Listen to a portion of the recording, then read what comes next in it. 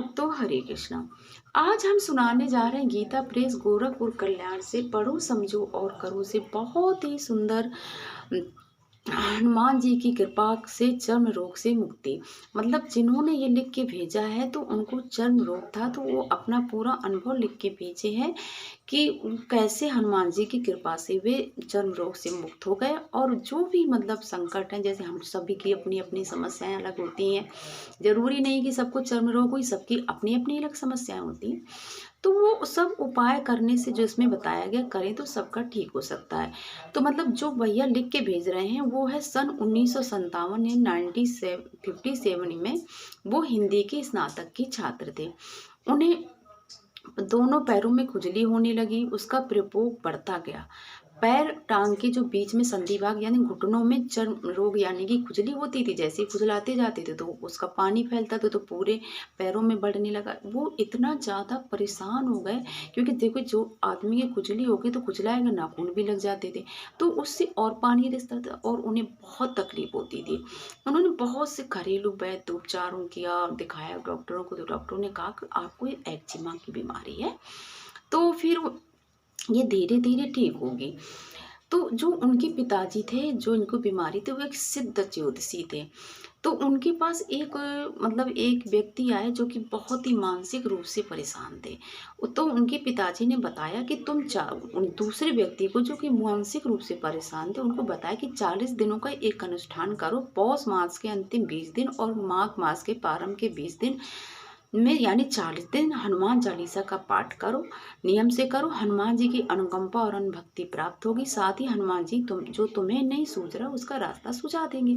अंत में सभी क्लेश बेकार दूर कर देंगे। अतः नित्य 40 दिनों तक श्री हनुमान जी की फोटो के सामने दीप दीप नैवेद्य से पूजन करो और नित्य 7 बार हनुमान चालीसा का पाठ और संकट मोचन हनुमाष्टक के पाठ से श्रद्धा पूर्वक नियम संयम के साथ करो तो संकट से मुक्ति अवश्य हो जाएगी। मैं इन बातों को ध्यान से सुन रहा था, पर मैं आधुनिक, जैसे अब इस समय बच्चे कहाँ हम सुनते हैं इन सब बातों को, मैं आधुनिकता का शिकार था। कहने का मतलब जो मानसिकता थी, पर थोड़ा बहुत जैसे पिताजी उनकी पूजा करते थे तो उनके स्वाभाविक के बच्चों के ऊपर वही असर होता। तो बोले पूज्य पिताजी साथ कभी कभी मैं तर्क के स्थान पर कुतर्क भी कर देता था कि मतलब ये क्या हो रहा है, ये कैसा क्या है, मैं क्या नहीं करना चाहिए, सब बातें। उससे पिताजी को ठेस भी लगती थी कि मेरा बच्चा मेरी बात नहीं समझ रहा है। तथापि मेरा नित्य नियम था कि मेरे द्वारा मन कर्म वचन से जो भी भूलें होती उनके लिए प्रातः उठकर माता पिता के साथ चरण स्पर्श करता और मौन भाव से अपनी भूली और अशुभ व्यवहार के लिए क्षमा याचना करता था। कहने का मतलब है कि ये भगवान को मानते थे।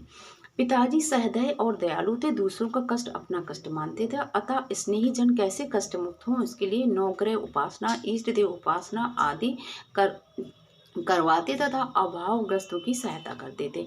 मैंने भी अपने पिताजी से प्रार्थना की कि मैं भी हनुमान चालीसा और संकट मोचन हनुमाष्टक का क्या अनुष्ठान कर सकता हूँ। पिताजी ने अनुमति नहीं दी। उनका कहना था, देखिए ये सुनिए भैया, जब तक श्रद्धा और भक्ति का स्वाभाविक स्रोत अंतःकरण में नहीं फूटता, मतलब हृदय से श्रद्धा नहीं उत्पन्न होती, तब तक तुम ये कर्मकांड करके क्या करोगे। तो मैं अनुमति नहीं दे सकता हूँ। यानी कि उनके पिताजी ने बिल्कुल मना कर दिया। जिनको चर्म रोग था, बोले पहले तुम अपने अंदर श्रद्धा लाओ, उसके बाद तुम कर सकते हो। 40 दिन का अनुष्ठान है। तो फिर जब पिताजी ने कहा कि मैं अच्छे से करूंगा, तो पिताजी ने फिर उनको सम्मति दे दी। अब वो भक्ति पूर्वक, जिनको चर्म रोग था, हनुमान चालीसा और संकट मोचन हनुमाष्टक के नित्य पाठ, प्रातः स्नान एवं संध्या मन के बाद करते रहे। 30 दिन हो चुके थे। उसी बीच में घर के पास श्री राम मंदिर के एक नेपाली महात्मा आए। महात्मा जी अध्ययन कर रहे थे, परंतु गणित विषय में हर बार असफल रहते थे। मंदिर के महंत जी ने बताया, सामने पंडित जी का घर है, ज्योतिष कार्यालय का बोर्ड लगता है, उनका बड़ा बेटा तुम्हें गणित में सही मार्गदर्शन दे सकता है। पिताजी और महंत जी के आंतरिक संबंध थे। अतः एक दिन प्रातः 5 बजे के आसपास रविवार के दिन में महात्मा जी पिताजी के पास आए, अपनी समस्या बताई, महंत जी का परामर्श बताया। जैसे सुनकर पिताजी ने मुझे बुलाया और कहा, संत जी को गणित विषय में पूर्ण मार्गदर्शन दो। मैंने आज्ञा पालन हेतु हामी भरी, किंतु उसी समय महात्मा जी की दृष्टि मेरे दोनों पैरों में पड़ गई। उन्होंने कहा बेटा ये तुम्हें क्या हो गया, तुम्हारे तो बहुत ही दाने पड़े हुए हैं, पस पड़ा हुआ है, इससे तो तुम्हें बड़ी परेशानी होती होगी। फिर वो भैया लेते हैं कि मैंने अपनी सारी राम कहानी उन महंत जी को बताई। उन्होंने मुस्कुराते हुए कहा चिंता न करो बेटा, हनुमान जी सब ठीक कर देंगे। श्री हनुमान जी, कल जब मैं गणित सीखने आऊँ तब तुम दोनों पैर चने के आटे से धोकर रखना और चटा वाले नारियल के अंदर के ठोस भाग को तैयार रखना। पढ़ने से पूर्व उपचार होगा, उसके बाद मैं गणित पढ़ूंगा, पहले मैं तुम्हारा इलाज करूंगा। महंत जी बोले। वे दूसरे दिन आए। नारियल का खपड़ा तैयार था जो ऊपरी का हिस्सा होता है, और उन्होंने उसे आग पर रखा। जब उस पर अग्नि चारों ओर जलने लगी, उन्होंने उसे थाली में रखा और बड़े कटोरे से ढक दिया और इस ढंग से दबा कर रखा कि उसकी गैस के साथ तेल जैसा द्रव्य बाहर आने लगा। उन्होंने उस द्रव्य को फटाफट दोनों पैरों पर लगाना शुरू कर दिया। आधे मिनट में वो सूख गया। खुजली वाले स्थान से विषाक्त पानी जो बहता रहता था, पस जैसा पानी आने लगा। उन्होंने उसे पूंछ डाला। ये प्रक्रिया 3-4 दिन, मतलब उन्होंने 3-4 दिन इसी तरह का इलाज किया।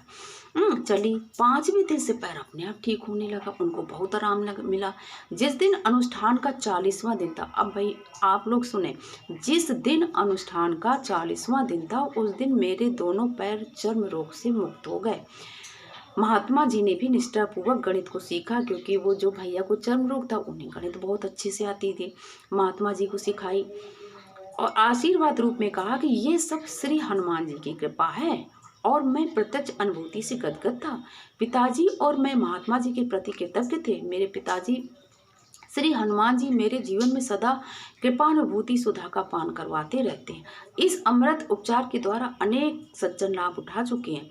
नास्तिक से अस्ति की दिशा में, मतलब जैसे कि वो भैया जिनको चर्म रोग था, उनके पिताजी बड़े ज्योतिषी विद्वान थे, लेकिन उन्हें इन सब चीज़ों में ज़्यादा विश्वास नहीं था।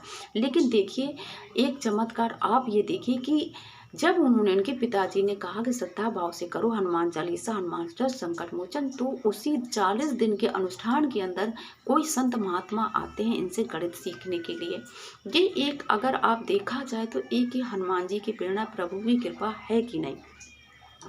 और उसी के 40 दिन के ही अंदर आए और 40वां दिन पूरा होते होते उनका पैर ठीक हो गया। तो ये है भगवान की भक्ति, भगवान के चमत्कार।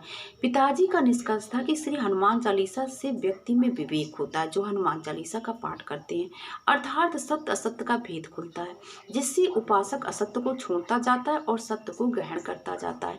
किंतु इसमें श्रद्धा टूट चाहिए। अगर हम कोई पूजा पाठ करें तो हमें श्रद्धा भावना जरूर होनी चाहिए। श्रद्धा हृदय को स्वच्छ करती जाती है, जिससे तन मन और विकारों से ऊपर उठता जाता है, और तब निज मन मुकुर सुधार का प्रत्यक्ष अनुभव धीरे धीरे होने लगता है। भाइयों, ये कल्याण में प्रकाशित सच्ची कथाएं हैं।